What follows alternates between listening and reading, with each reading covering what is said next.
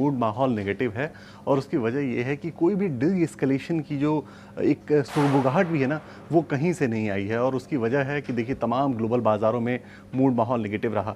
सबसे पहले हम शुरुआत करेंगे यूएस के मार्केट के साथ। आप देखिए यूएस के बाज़ारों में भले ही निचले स्तरों से थोड़ी रिकवरी आई, लेकिन फिर भी 1% की गिरावट के साथ करीब-करीब वो बंद हुए। आप डाउ में देखेंगे तो 400 अंकों की बड़ी गिरावट देखने को मिली। यूएस फ्यूचर्स से अभी बहुत ज़्यादा कुछ खास संकेत नहीं मिल रहे हैं, मिले-जुले कारोबार के वहाँ संकेत मिल रहे हैं, लेकिन कल की गिरावट जो यूएस के बाज़ारों में रही वो काफ़ी ज़्यादा रही। आप अगर एस&पी में देखेंगे तो सारे के सारे 11 सेक्टोरल उसके जो हैं वो नेगेटिव में बंद हुए।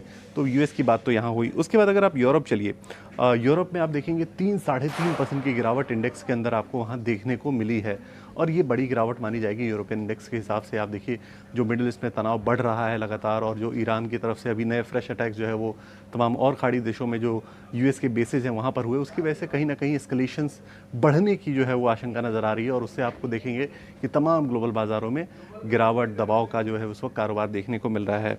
चलिए, ट्रंप की तरफ से जो स्टेटमेंट्स आए उसमें भी आपको कोई भी पॉजिटिविटी नहीं दिखेगी बाज़ारों के लिए। ट्रंप का ये कहना है कि अभी हम इस युद्ध को लंबा खिंच सकता है युद्ध और हम इसके लिए पूरी तरह से तैयार हैं।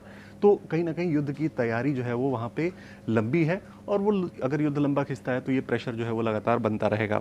चलिए, एशिया के बाद अगर आप यूरोप के बाद अगर आप एशिया में देखेंगे तो कॉस्पी में 7.5% तक की गिरावट देखने को मिली और जैसा अभी आपने बताया कि गिफ्ट निफ्टी में भी बड़ी गिरावट देखने को मिल रही है। बड़ी गिरावट के साथ बाजार खुलने के संकेत गिफ्ट निफ्टी से भी मिल रहे हैं।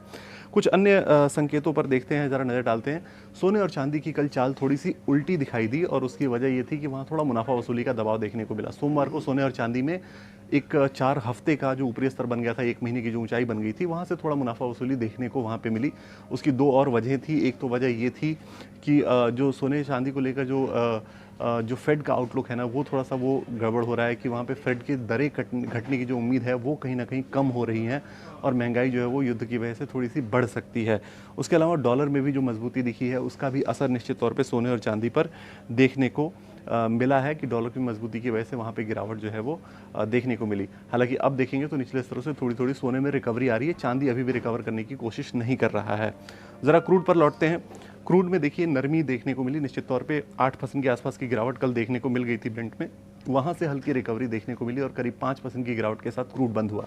जो रिकवरी देखने को मिली वो इसलिए देखने को मिली कि ट्रंप ने एक स्टेटमेंट दिया, ट्रंप ने एक पोस्ट किया, उसमें उन्होंने ये कहा कि जो टैंकर्स स्ट्रेट ऑफ हॉर्मुज़ से गुजरने वाले हैं उनके लिए रिस्क इंश्योरेंस जो है वो यूएस से प्रोवाइड किया जाएगा ताकि अगर टैंकर्स को कोई नुकसान होता है तो इंश्योरेंस क्लेम कर सकें, टैंकर के ओनर जो हैं वो इंश्योरेंस क्लेम कर सकें। तो ये कहीं ना कहीं पॉजिटिव था कि आप आप जो है वो स्ट्रेट ऑफ हॉर्मुज़ को क्रॉस कीजिए, आपके इंश्योरेंस की सुविधा जो है वो यूएस की तरफ से होगी। दूसरी चीज़ एक और उन्होंने कही कि अगर ज़रूरत पड़ती है तो यूएस की जो मिलिट्री है वो स्कॉट करेगी सारे तेल टैंकर्स को, यूएस की मिलिट्री जो है वो साथ में क्रॉस कराएगी स्ट्रेट ऑफ हॉर्मुज़ को। तो ये थोड़ा सा एक नेगेटिव था कि कहीं ना कहीं सप्लाई चेन को वापस से रीस्टार्ट करने पर और उसको जो है वो सपोर्ट करने पर, सप्लाई चेन को उसको सिक्योरिटी देने पर यूएस का जो है फोकस है ताकि तेल की कीमतें बेतहाशा ना बढ़ें।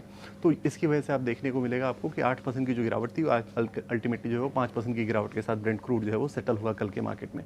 तो ओवरऑल देखिए बाज़ारों का मूड माहौल नेगेटिव है, चाहे आप एशिया देखें, चाहे यूरोप देखें, चाहे यूएस देखें, चाहे क्रूड देखें, हर तरफ से नेगेटिव सेंटिमेंट है और उसका असर आपको गिफ्ट निफ्टी पे भी देखने को मिल रहा है।